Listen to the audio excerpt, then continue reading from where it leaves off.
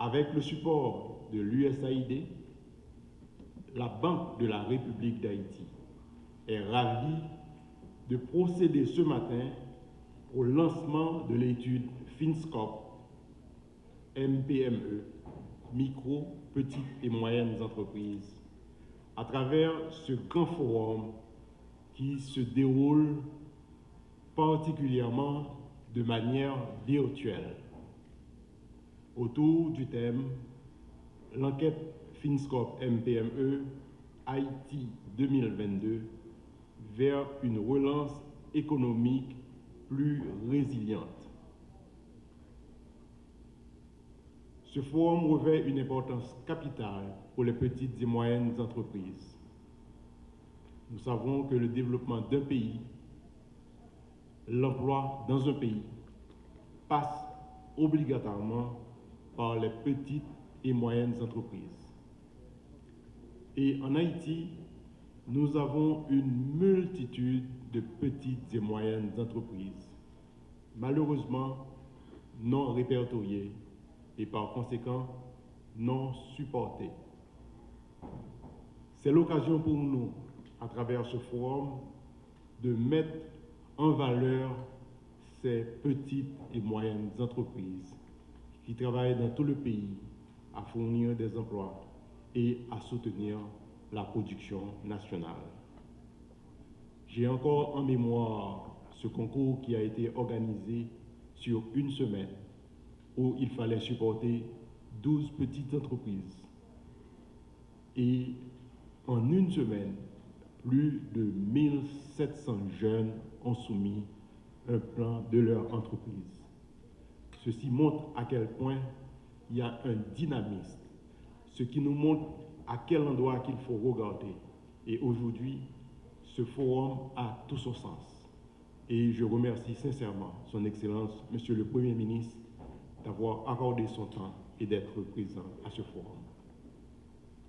Avant d'entrer d'emblée dans mon allocution, permettez-moi de saluer de façon particulière et en mon nom propre et au nom de mes pairs, votre présence, Monsieur le Premier ministre, qui, au nom du gouvernement, a manifesté un intérêt particulier au lancement de cette enquête FinScope, qui prévoit d'offrir au secteur public, privé, universitaire, entre autres, un cadre complet d'informations sur les micro, petites et moyennes entreprises, qui évoluent tant dans le formel que l'informel, de manière à élaborer des politiques de faciliter une meilleure exploitation et une optimisation du développement du secteur.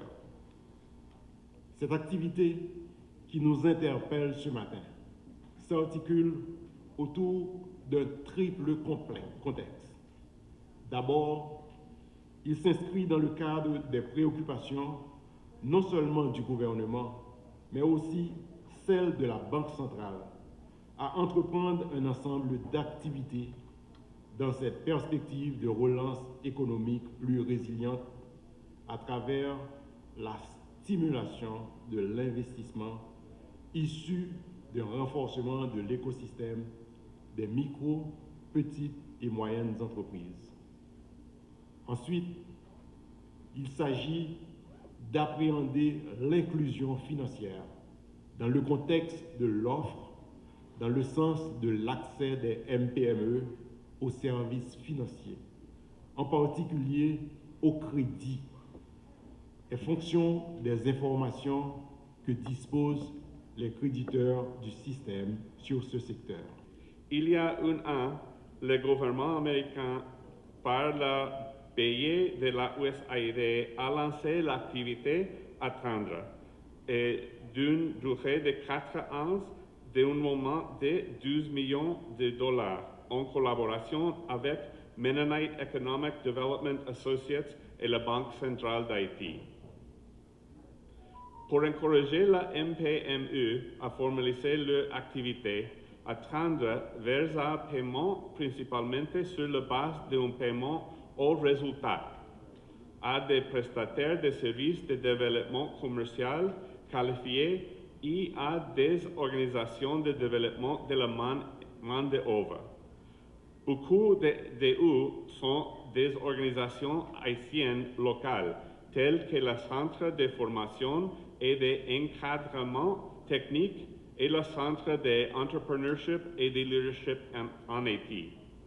Ces organisations fournissent une assistance sur mesure, managérielle et opérationnelle, aux entreprises les plus petites et les plus mal desservies d'Haïti, les préparant à accéder au capital et à le gérer efficacement.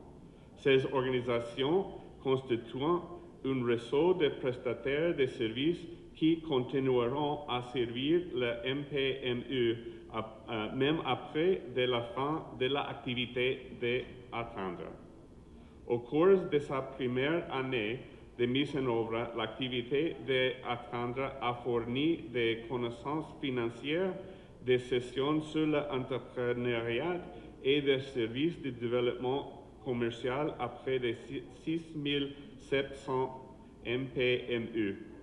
En conséquence, ces entreprises ont levé 1,1 million de dollars en capitaux privés et créé plus de 4000 nouveaux emplois.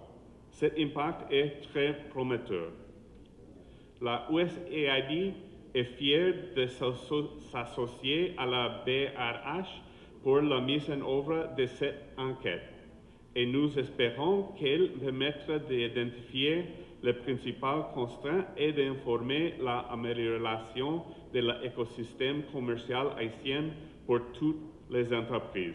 La présence ici, à ce forum, des plus hautes autorités de l'État se veut une preuve irréfragable de la consécration de 2022 comme une année charnière où le vivre ensemble doit être le maître mot en Haïti.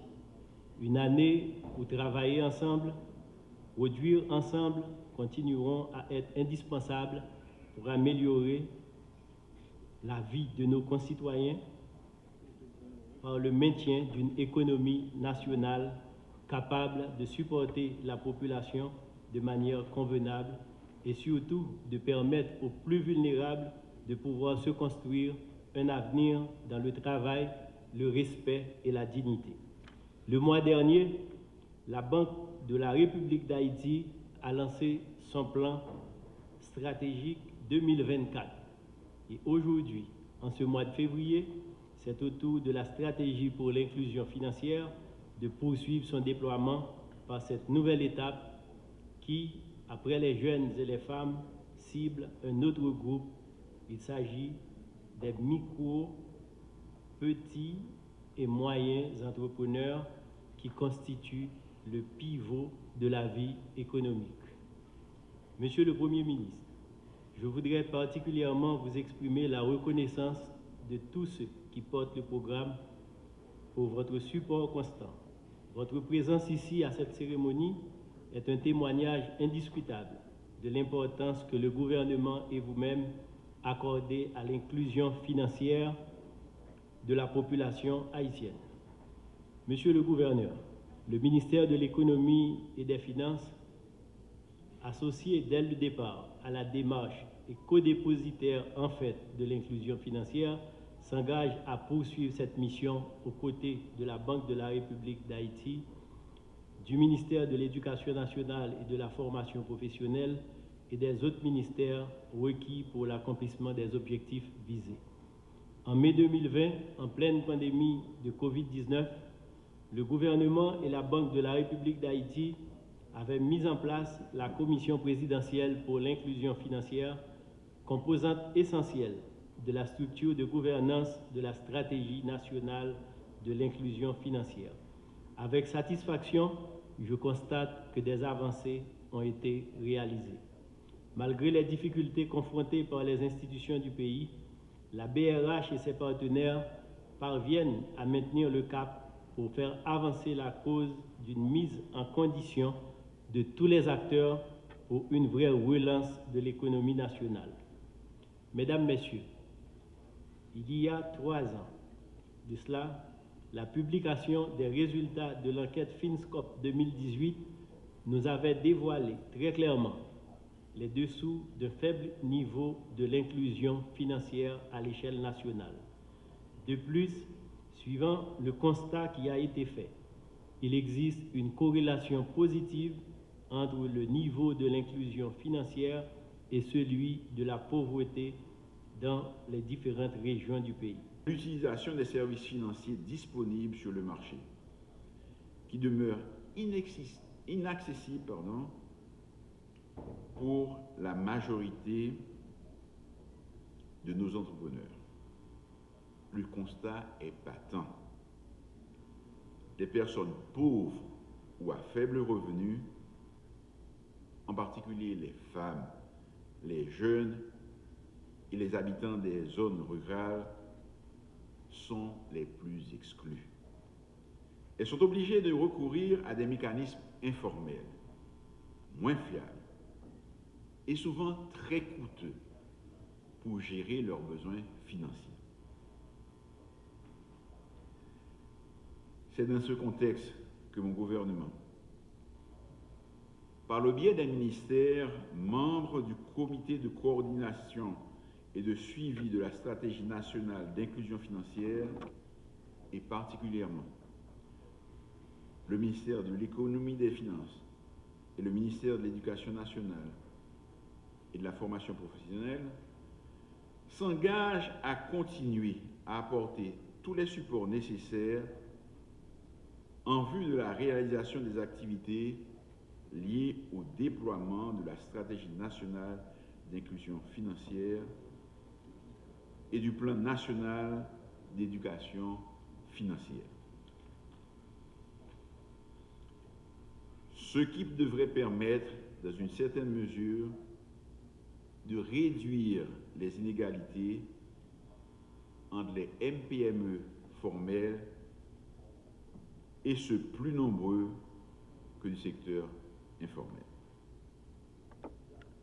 Mesdames, Messieurs, chers compatriotes, il reste encore beaucoup à faire pour arriver à réduire sensiblement le nombre de nos compatriotes qui sont financièrement exclus.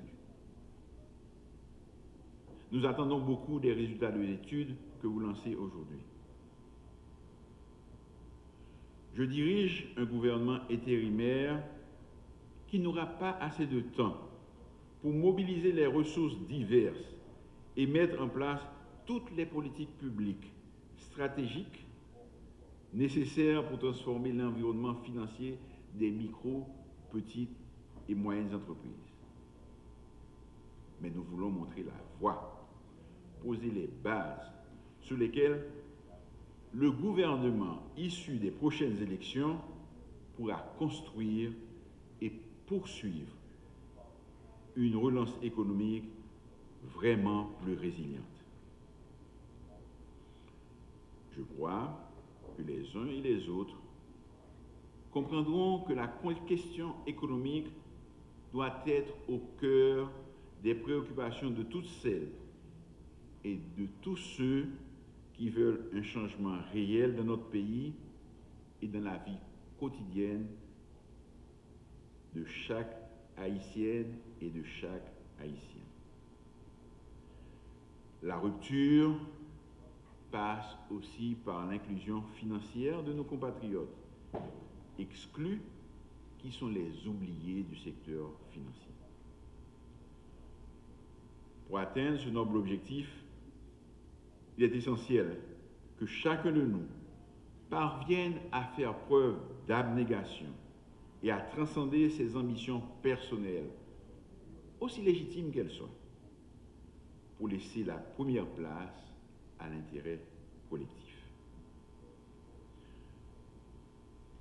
Je veux renouveler la volonté et l'engagement de mon gouvernement à tout mettre en œuvre pour créer un environnement sûr et stable, favorable tant pour la réussite des enquêtes Finscope MPME que pour la mise en œuvre et le succès des mesures de politique publique et des projets qui seront initiés par l'État haïtien en collaboration avec nos partenaires internationaux.